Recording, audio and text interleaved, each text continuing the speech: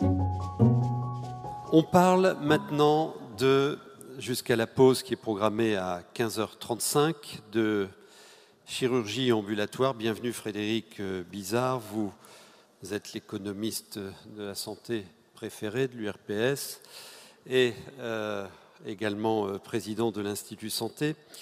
Le sujet posé, il était sur la slide juste avant, c'est de l'importance, je vais vous laisser, c'est de l'importance de l'engagement des médecins dans la réflexion sur la chirurgie ambulatoire, et vous appuierez sur 2 études qui ont été réalisées pour évaluer justement l'impact économique de cette chirurgie ambulatoire. Et puis, puisqu'on vous a sous la main, certainement que vous nous ferez votre commentaire sur ce plan présenté mercredi pour l'hôpital, et 1,5 milliard d'euros sur 3 ans supplémentaires. La reprise de la dette, c'est 10 milliards d'euros, la réduction des actes inutiles, revalorisation des salaires, etc. Je vous entendais dire dans l'un de vos commentaires que c'était un pansement pour gagner du temps. Vous le commenterez certainement. Bienvenue à vous, 25 minutes d'intervention, et puis on prendra quelques minutes pour échanger avec la salle. Bien, merci beaucoup de m'avoir invité à l'URPS. Je suis très honoré de ce titre dont je ne suis pas vraiment sûr du fondement, mais en tout cas, le point principal, c'est de vous présenter les résultats d'une étude, parce que ça a demandé presque 4 ans, enfin les 2 études. C'est la première étude en Europe et longitudinale sur l'ensemble du parcours du patient qui mesure l'impact de la chirurgie ambulatoire. Alors, c'est vrai qu'on parle moins de chirurgie ambulatoire aujourd'hui, parce qu'on est à presque 57-58%. Mais en fait, le plus dur reste à faire, sachant qu'il y a encore 700 à 800 000 séjours hospitaliers à convertir. Et ce sont probablement les plus difficiles. Et puis la crise de l'hôpital public, parce que c'est la crise dont on parle, mais je sais bien que les difficultés ne sont pas que dans l'hôpital public, mais elle a un lien assez direct, même si évidemment ce n'est pas la seule cause, avec ce dont on va discuter. Alors l'étude, elle s'est faite au cours de 2 volets. Le premier volet, on avait pris 14 gestes ambulatoires qui étaient très couramment utilisés. Désolé, il n'y a pas de slide, on m'a dit il n'y a pas de slide. Donc c'est compliqué de présenter une étude sans slide, mais à la fois c'est un exercice intéressant. Donc 14 gestes qui avaient un taux d'ambulatoire entre 50 et 80%. Donc des gestes très couramment réalisés. Et puis on a fait une deuxième étude pour donner plus de robustesse à notre équation économique sur des gestes qui sont peu fréquemment réalisés en ambulatoire, moins de 30% de taux d'ambulatoire. Et on voit que les résultats sont très comparables, ce qui nous assure que notre équation économique est probablement robuste. Donc ça a été publié dans les e-mémoires de l'Académie de chirurgie, c'est en cours de publication dans la revue Santé publique, ça a été présenté à un congrès à Bruxelles francophone, donc on essaie d'installer ça aussi dans le monde universitaire. Dernier point d'introduction, je vais d'abord vous présenter les résultats, tout ça sont les faits. Bon, voilà, on est d'accord ou pas, mais ce sont des faits avec un fondement scientifique réel. Et puis après, il y a la phase de discussion, où là, évidemment, par définition, vous pouvez avoir une interprétation différente de ce que je vais vous proposer là. Alors, cette étude a été réalisée donc, à partir d'une mesure des coûts hospitaliers, avec 3 perspectives. La première perspective, c'est la perspective assurance maladie. Donc on a pris la valeur des groupements homogènes de séjour, puis avec une perspective établissement, où on a pris l'échelle nationale des coûts, donnée par l'ATIH, et puis avec une perspective patient, où là on a pris, à partir de l'observatoire du reste à charge, le forfait hospitalier, les coûts pour la chambre supplémentaire, etc. Donc on a évalué ces coûts. Alors en réalité, la perspective patient, elle intègre la perspective assureur complémentaire, puisqu'on sait que 96% de la population finance son reste à charge en grande partie par l'assureur complémentaire. Donc quand je vous parle du patient, pensez aussi assureur complémentaire. Et puis on a évalué l'impact opératoire, donc sur les coûts de la ville. Donc on a l'ensemble du parcours. On a pris donc pour le deuxième volet un périmètre de 11 actes, donc avec des taux ambulatoires inférieurs. Et c'est ce que je vais vous présenter, même si je vous dirai si jamais il y a eu des résultats différents dans le premier volet.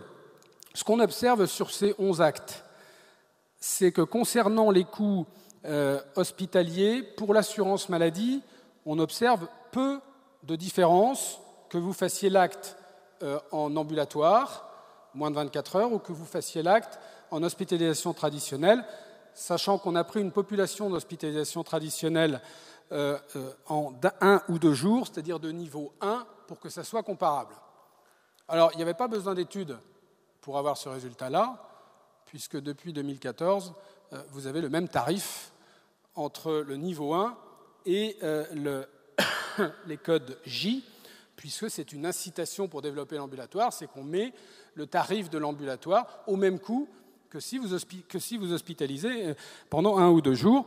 Il y a en réalité une légère différence qui est significative sur quelques actes, parce que la distribution des groupements homogènes de séjour entre les deux pratiques d'hospitalisation est différente. Bon.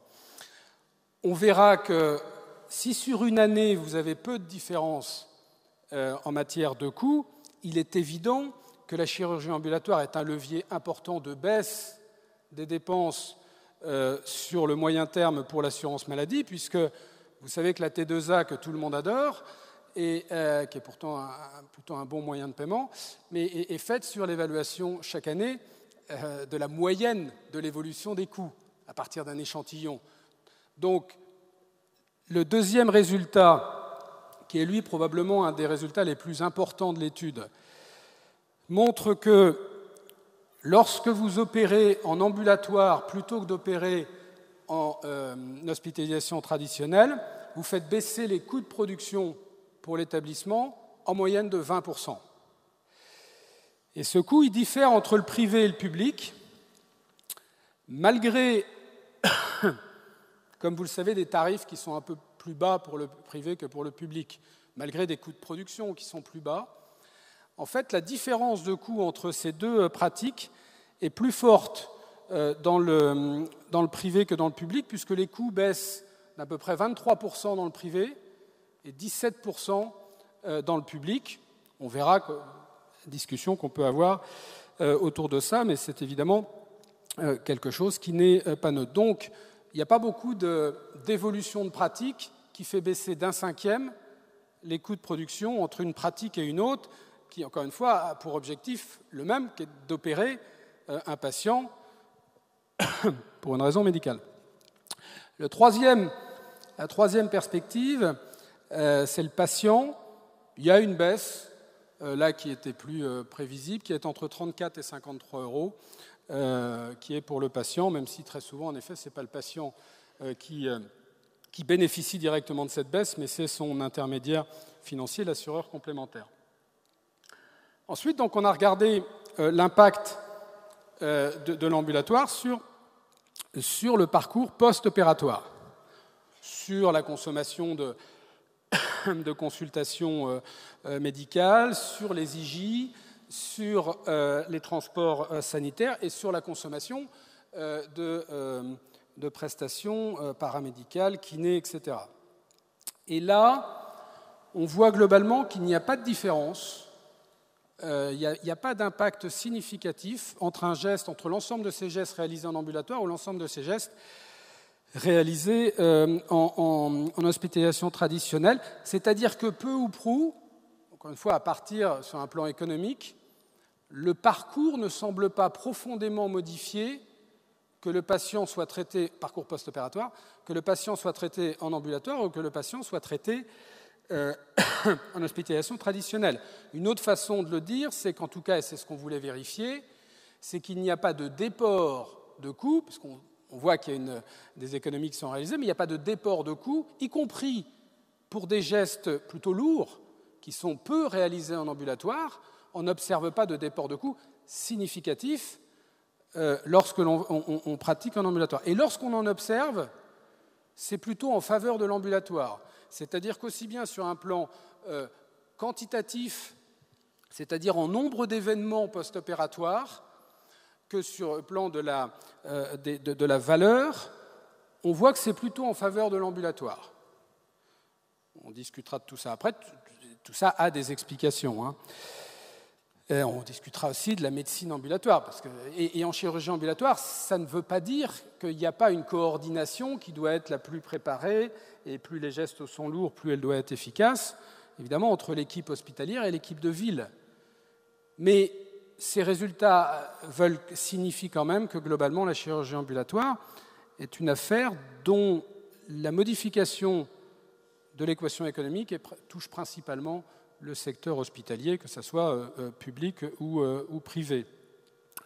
On a valorisé ces gains à 5 ans, c'est-à-dire que notre étude elle est longitudinale et rétrospective, puisqu'on a besoin de données existantes, qu'on a pris à partir de l'EGB, mais on a fait une étude prospective en se disant, si on est demain, comme le gouvernement le souhaite, à 70% en 2022, ce qu'on ne peut pas être dans les conditions actuelles, hein, puisqu'on augmente à peu près d'1,8% par an le taux d'ambulatoire. Fin 2017, on était à 56%. Donc sur ce rythme-là, on sera à 65, 64, 65% en 2022. Bon. Mais si on veut être à 70%, on voit que les économies pour l'assurance maladie seront à peu près de 80 millions d'euros par an, donc relativement faible, 380 millions, c'est d'ailleurs ce qui est intégré dans les PLFSS quand on regarde. Par contre, si on parle de 3 milliards d'euros tous les 5 ans, merci beaucoup, c'est-à-dire 600 millions d'euros pour les établissements, on reviendra sur cet aspect-là, et puis 76 millions pour les patients. Un point important, on a mesuré le taux de réhospitalisation qui suivait les deux pratiques, parce qu'en effet, on peut peut-être se dire que l'ambulatoire, c'est bien, mais si ça dégrade la qualité, c'est ennuyeux, le fait que les patients restent moins longtemps. Et en fait, il n'y a pas de différence significative entre les deux pratiques concernant le taux de réhospitalisation. Et là aussi, quand il y en a, c'est plutôt en faveur de l'ambulatoire. Alors, en matière de discussion, on peut d'abord analyser cette baisse de coûts de production en établissement. Elle ne se fait pas par miracle. Les 20% de baisse de coûts en établissement, elle se fait suite à une restructuration importante au sein de l'établissement. Vous savez mieux que moi, en tout cas pour ceux qui le pratiquent, que cette pratique de l'ambulatoire n'est pas du tout la même pratique que l'hospitalisation traditionnelle, aussi bien en termes d'infrastructure, mais aussi en termes de formation du personnel. Et que là, la stratégie des pouvoirs publics depuis peut-être 2008, où ce plan a été lancé, a quand même été d'essayer de prendre, avec une vision avant tout comptable, d'essayer de prendre au maximum les économies qui étaient engendrées par la baisse de ces coûts de production en baissant les GHS année après année. Or, tous les établissements, et en particulier les établissements publics, mais certains établissements privés aussi, puisqu'il y en a près d'un tiers, et que la marge nette d'un établissement public est entre 1 et 2%, donc la capacité d'autofinancement n'est pas si forte, mais tous les établissements n'ont pas les moyens de réaliser cette restructuration qui nécessite un investissement important. Et ce que l'on voit là aussi un peu plus dans le public que dans le privé, mais c'est qu'il y a une difficulté du personnel soignant véritablement de suivre ça avec un grand élan, probablement parce qu'il y a un déficit de formation qui a été accompagné. Donc ce que l'on voit notamment, parce qu'on a fait une étude qualitative aussi, avec des interviews dans chaque région. Ça, c'est revenu assez, c'est que, encore une fois, cette chirurgie ambulatoire, quand elle réussit et quand le taux d'ambulatoire est là où les pouvoirs publics souhaiteraient qu'elle soit, c'est quand même la résultante d'un investissement très important. Et aujourd'hui, on est un petit peu dans une impasse avec des établissements, l'actualité importe ça, mais qui ont des grandes capacités à investir pour notamment développer l'ambulatoire, mais évidemment pas que. Donc il y a une restructuration inachevée des établissements pour réussir le virage ambulatoire. Dans les établissements qui sont en avance, notamment beaucoup d'établissements privés, on s'aperçoit qu'ils sont aussi un petit peu aux limites de ce qui peut être fait. Parce qu'encore une fois, vous prenez l'ophtalmologie, plus de 90% d'un certain nombre de gestes sont réalisés en ambulatoire, donc l'histoire, elle est derrière nous. Mais ces gestes qui sont à moins de 30% réalisés en ambulatoire vont nécessiter véritablement des restructurations. Et pour ceux qui sont en avance, la question se pose de savoir comment est-ce que je continue ma progression. Est-ce qu'il faut, comme on voit, les pays nordiques ont été cités tout à l'heure par M. Long, vous avez en Suède, par exemple, des établissements qui ne font que ça, des établissements autonomes de chirurgie ambulatoire. Bon, il y en a un ou deux en France, mais globalement, ce n'est pas vraiment la voie de développement. Voilà, est-ce qu'il ne faut pas faciliter, favoriser, dans le privé comme dans le public, l'émergence de nouvelles modes d'organisation? On en parle beaucoup en ville, mais clairement, l'hôpital a probablement beaucoup plus que la ville besoin de nouveaux modèles. C'est une discussion qui peut être mise sur la table. Qu'est-ce que je peux vous dire d'autre ? L'impact faible sur l'assurance maladie. Il y a la question de l'assurance maladie, c'est-à-dire que si on vise à 5 ans les 70%, il faut trouver de nouvelles incitations. Si on continue comme ça, on est à 1,8, je vous ai dit, mais comme le chemin est plus dur pour aller jusqu'aux 70% que ce qu'on a fait jusqu'à maintenant, parce que les gestes sont plus lourds, il faut mettre des incitations dans le système. Clairement, on pourrait penser, la théorie des incitations est quand même un petit peu éprouvée, qu'il faut aussi mettre des incitations financières. On en parle un certain nombre, mais voilà un bon secteur où on pourrait en mettre. Par exemple, on peut penser, parce qu'il y a quand même un acteur qui est oublié, la chirurgie ambulatoire fait que des gagnants, sauf un acteur. Quel ?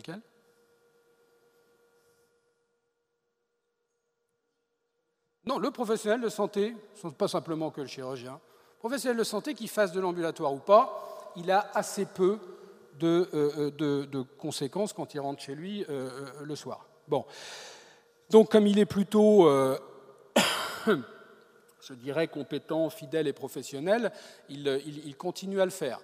Mais clairement, on peut se demander, oui, évidemment, on sait que le couple chirurgien, le tandem chirurgical est absolument clé, c'est la clé de voûte. Mais on voit bien qu'il y a toute l'équipe paramédicale qui est autour. Et encore une fois, notamment dans le secteur public, on a vu la chirurgie ambulatoire comme étant une menace pour conserver les lits, comme étant plutôt quelque chose qui risquait d'aller dans un mouvement excessif d'industrialisation de la chirurgie. Il faut être assez à l'écoute de tout ça.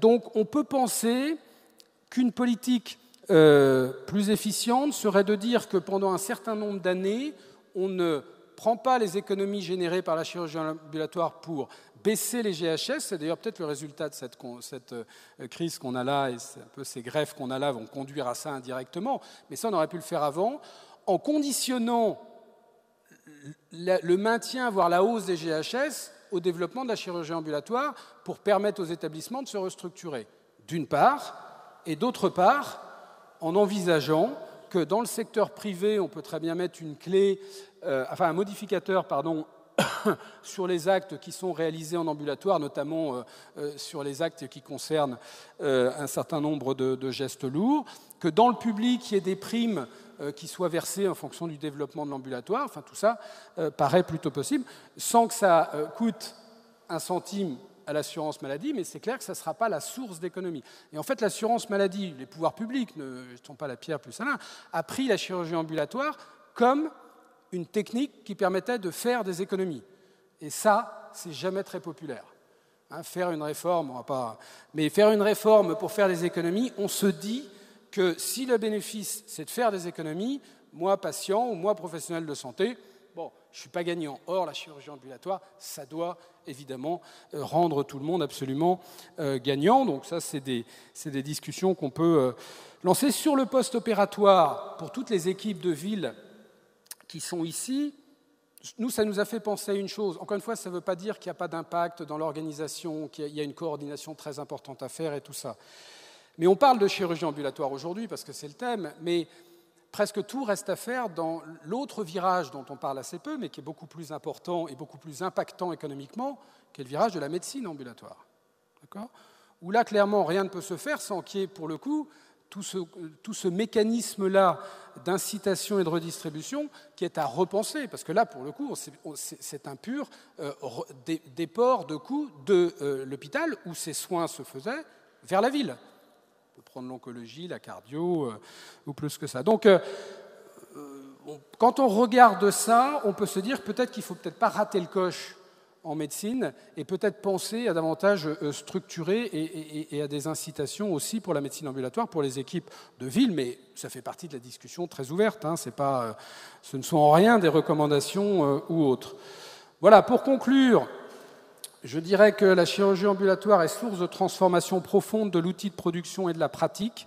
Ceux qui n'ont pas transformé profondément leur outil, leur établissement hospitalier sont en général en retard. Et quand vous ne bénéficiez pas des 20% de baisse de coûts de production, mais par contre vous prenez la baisse des GHS chaque année, évidemment, il n'y a pas besoin d'être économiste pour comprendre que vous êtes dans un déficit chronique. Pour l'assurance maladie, la chirurgie ne doit pas être considérée comme source prioritaire d'économie sur le court terme si elle participe à la maîtrise des coûts hospitaliers et post-opératoires. C'est-à-dire qu'on peut envisager qu'à terme, c'est-à-dire à 2022, si on prend le plan gouvernemental, une fois que vous êtes à proche de 70%, là, vous pouvez repartir dans un cycle qui est plus lié à l'évolution des coûts, une fois que l'outil de production est adapté. L'atteinte des objectifs de 70%, donc à réaliste, sont de nouvelles mesures incitatives. Je l'ai dit, pour les patients, la chirurgie ambulatoire est avant tout source d'une meilleure qualité de vie et probablement de délais d'intervention plus courts. La chirurgie ambulatoire n'impacte pas significativement l'organisation des soins de ville, ce qui n'enlève pas l'importance de la coordination. Ce que je viens de dire. Voilà un petit peu le résultat de ces deux volets d'études qui quand même gravent dans le marbre cette équation économique, mais qui gravent en rien dans le marbre tout ce qu'il faut faire pour essayer d'arriver à ces objectifs. Je vous remercie.